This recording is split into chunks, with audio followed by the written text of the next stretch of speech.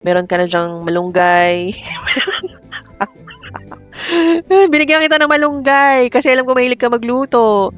Tapos, meron ka na rin diyang mga mga kangkong, mga kalamansi. Ayan, meron ka ring saluyot, di ba?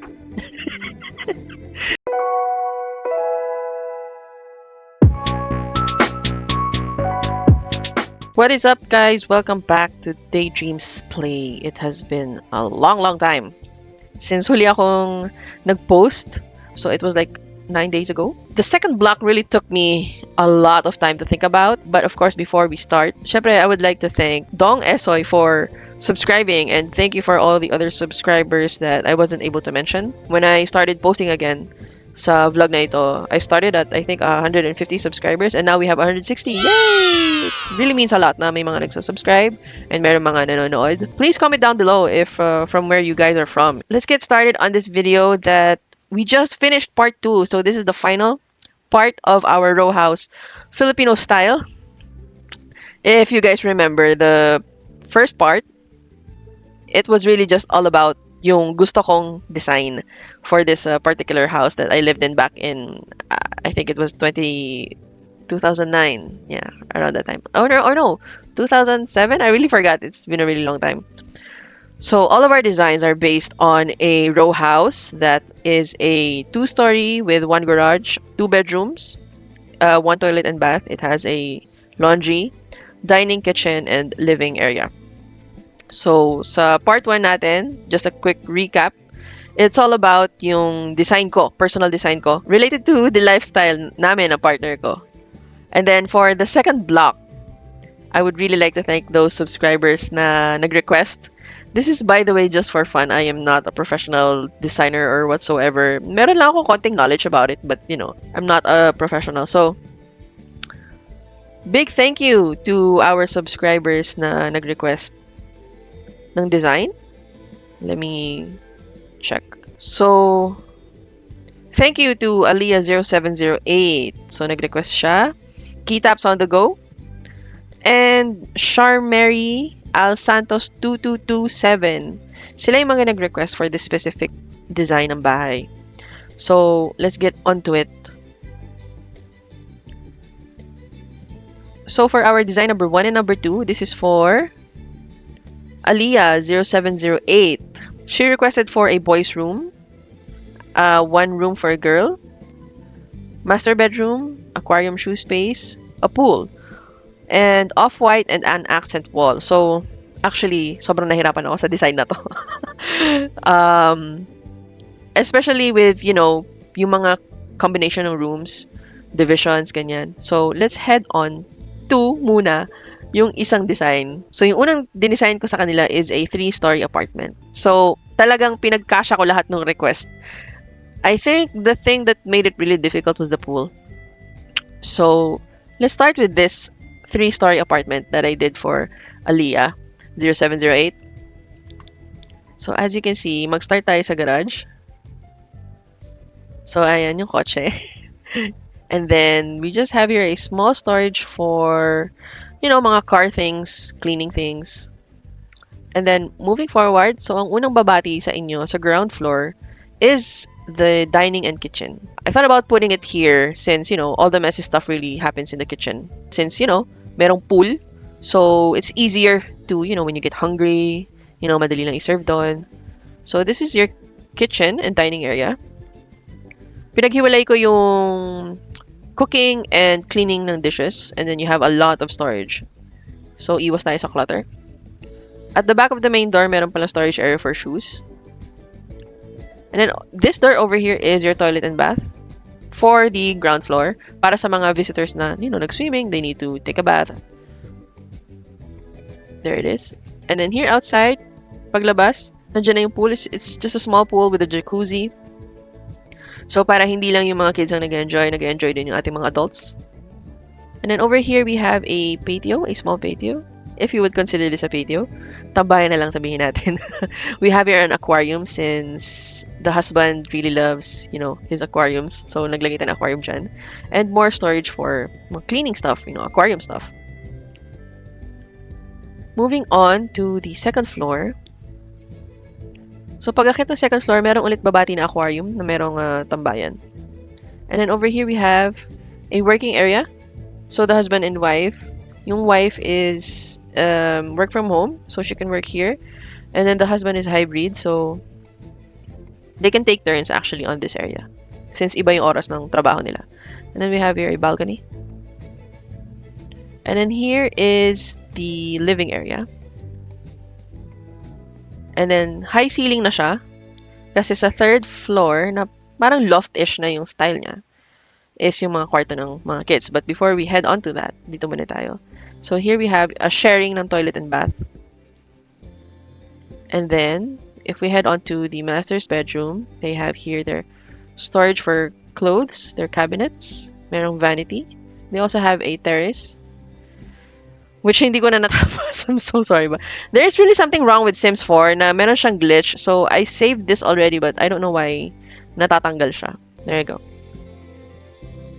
And then we have here an area, a wall actually, for yung collection ng mga shoes ng husband. Moving on to the third floor is bedroom ng kids. So they have here an area for their storage ng mga school supplies, toys, and stuff. They have here a small platform. So this is like a tambayan for them where they can study or, you know, just hang out, chill, play. So this one is yung bedroom ng two boys.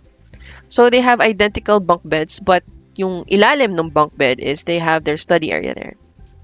And then they have here yung storage nila for their clothes. And then this is the room for their only daughter. So she has her own storage for her clothes, her own vanity na pwede na ring study area actually. So I created for her a custom bed kasi naglagay ako dito ng custom storage area for her other things also. She has a window over there. Hindi talaga polished tong unit na to no? Kasi wala man lang kortina, hindi ko na nalagyan. Sobrang na-stress na ako and yeah, it's just for fun. Hindi ako pwedeng ma-stress. That's the thing. Sometimes I take things seriously, you know, when in fact for fun lang dapat siya. So this is the first design for Aliyah 0708. This is the first design na ginawa ko for you. It's a 3-story apartment. But moving on to the second design that I created for Aliyah 0708, I really had fun actually creating this unit. Siguro kasi there was really a lot more space to play with. So let's move on to the second design. It's still a one-car garage, pero pwede na rin. Pwede ka rin magsiksik dyan ng isa pang car actually. Or motor. So here in the garage, we have here a lot of storage area for a lot of, you know, mga things na you don't really use anymore, or maybe, you know, seasonal stuff like Christmas decors and stuff. So you can put it all here, and also yung mga, you know, for cleaning cars and stuff. Car repair, yan, meron lang table dyan. And then on to the left side here, na this is actually, this whole area here is yung second na lot na. So here we have here, may tambayan lang in front of the pool area. We have here your plants. You have here your aquarium. You have here a bigger pool area and a jacuzzi. And here at the back side, kaya merong fence dito, is because this is for the laundry area. Yan yung laundry area natin. Yan. And over here is the sampayan area.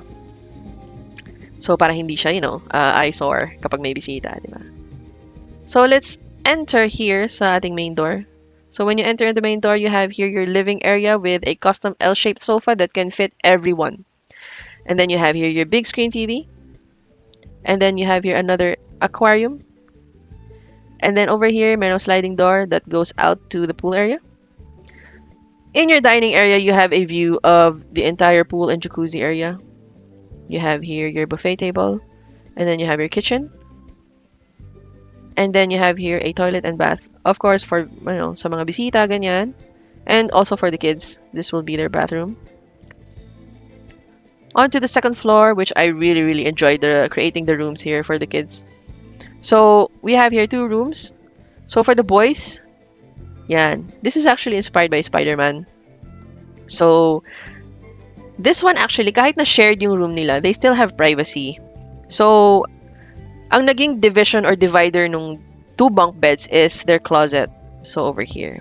And then still, it still has the same concept with the first one, that they have bunk beds, but yung ilalim is yung study table nila. And then on the other side, they have a lot of storage for clothes, toys. They also have a shelf here for their trophies. Yan. They also have here a corkboard for yung mga reminders nila. They have a mirror. And then the other room for their only girl is pink inspired room. So here she has her own bed, and then she has a custom L-shaped study table. And since she is the ate, so she has a laptop, diba? And then she has here her own closet, and then she has a mirror also, and more storage for her books and other things. So master's bedroom naman, they have their own toilet and bath. Merong corner dito for the shoe collection. Toilet and bath over there. They have storage here for clothes. Merong vanity area. And you have here the bed. And that is it para sa design ko for Aliyah0708. Thank you so much for contributing. So let's move on to our next subscriber. Ang next na nag-request is key taps on the go. So sa request ni key taps on the go, she is also a mom of 3. Same, 1 girl, 2 boys. Ang request niya is loft type, and then gusto niya L-shaped yung sofa. And then she wants only 1 kitchen, and then it has always been a dream of hers na they would have a proper dining area for the whole family to enjoy eating together. But actually, this house design is also for her retirement. So kaya loft area lang siya. So this would probably be for the future, ano? Kapag yung nagvi-visit na lang yung mga kids. So let's start with this design. So ang garage natin is a 1-car garage, and then we pushed this fence back para merong space for the trash bin. You have here on the side, meron tayong mga plants dyan. So nilagyan na kita ng, meron ka na dyang malunggay. Binigyan kita ng malunggay kasi alam ko mahilig ka magluto. Tapos meron ka na rin dyan mga mga kangkong, mga kalamansi. Ayan, meron ka ring saluyot, di ba? Moving on, si husband ni Kitaps on the go is mahilig magbutingting ng kotse. So binigyan natin siya ng working area dito. Yan. Para sa kanyang butingting. Pagbubutingting. And then meron na tayong host dyan for, cleaning the area. Let's move forward to the sala area. So since work from home, si Mrs. is that we put her working area here sa living area din. So she has her custom L-shaped sofa kasi, bonding is everything with the kids, and they love watching together movies. And then nilagyan natin sila ng malaking TV dito for the family to enjoy. Meron din tayong karaoke dyan kasi mahilig din kumanta si Mrs. So over here on this side, naglagay tayo ng mga shelves for their collections ng mga toys. So everyone has their own collection of whether it be mga Gundams or yung mga galing sa Happy Meals. And over here, we have yung dining as requested, that they can all eat together as a family. Yan. Wala lang akong malagay na design actually. So, naglagay lang ako malaking kutsara tinidor.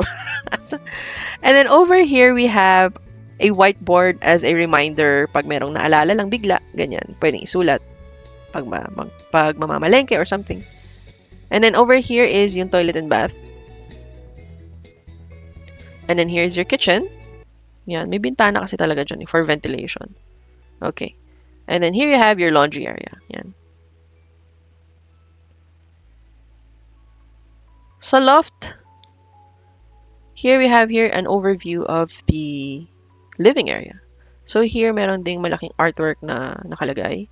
Yung daughter nila is an artist. So this is just how I envision it. Pwede nilang ilagay dyan yung mga masterpiece ng anak niya.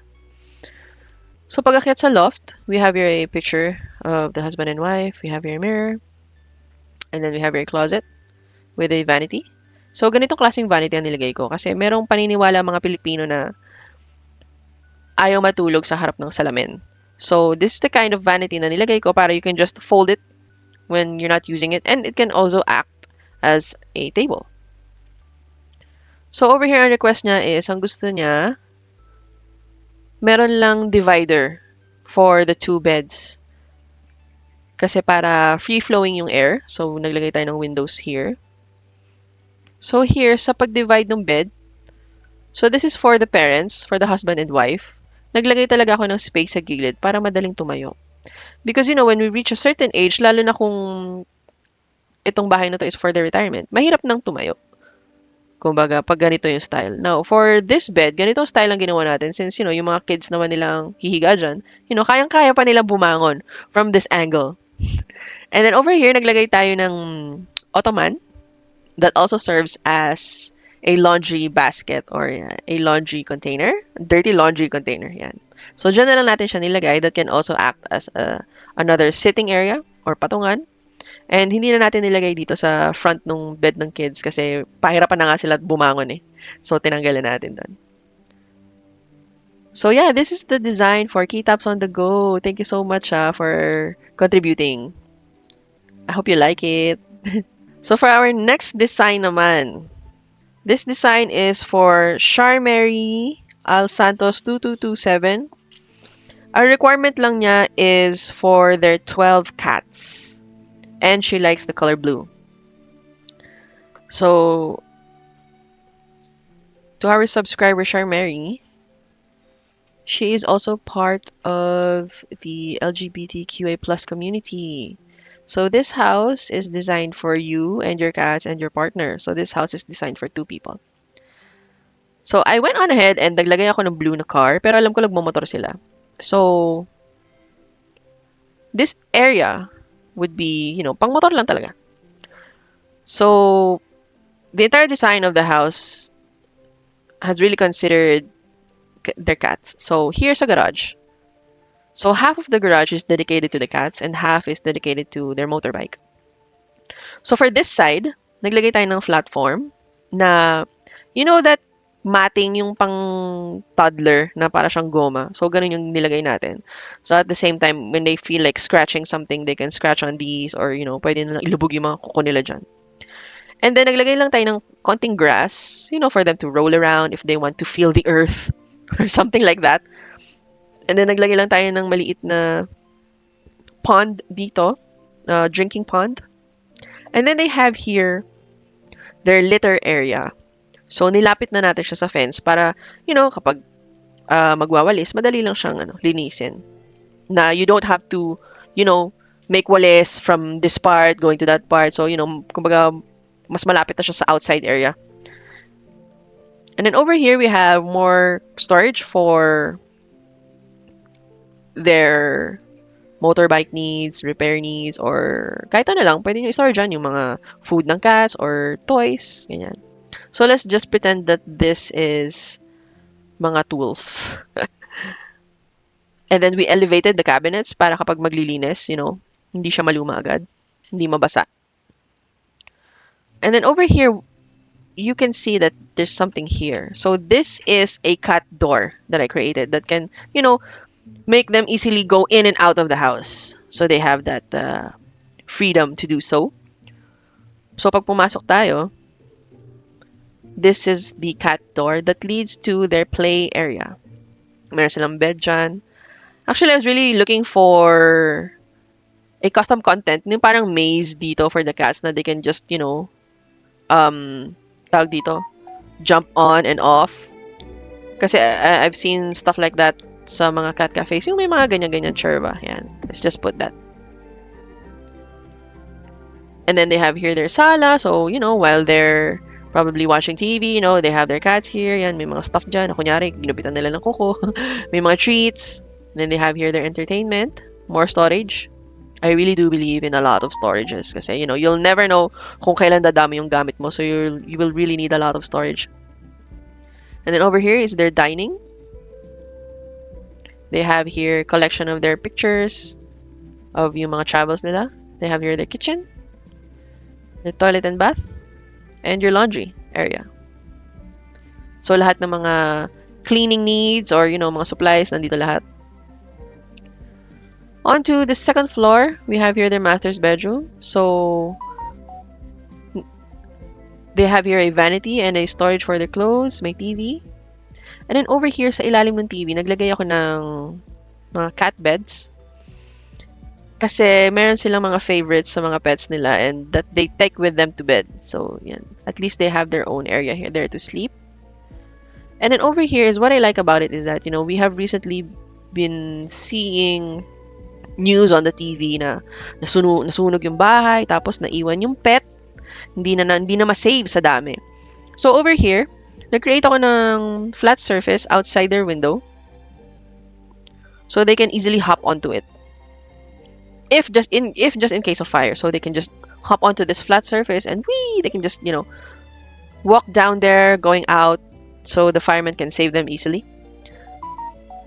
But, since meron din tayo ditong cat door, the cats can also easily go in and out. So, it's just in case, may fire, tapos may cats dito sa taas, may cats sa baba. Merong exit point sila. And over here, since work from home sila, and they are also gamers, so I created an office/gaming room.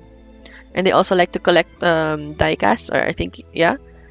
So, meron lang ditong entertainment, while working or while playing, they can play here. And then, meron lang ditong tambayan, to rest. And then, here a wall for their collections. And then, yung working table niya. So, we really didn't extend anything on this house. Iniba lang natin yung partitioning. And that is it for the design para kay Charm Mary. I hope you like it. Thank you so much for subscribing and thank you so much for contributing sa ating part 2. And for the last design is another design of mine para sa lifestyle namin ng partner ko. So this house is inspired lang naman by yung mga modern Vietnamese houses. So let's move on. So meron tayo ditong aquarium sa garage. And a little, garden over there. So when you enter, you have here the living area. You have here your L-shaped sofa. And then you have here yung staircase. And over here is just like a tambayan area. And then over here you have your dining.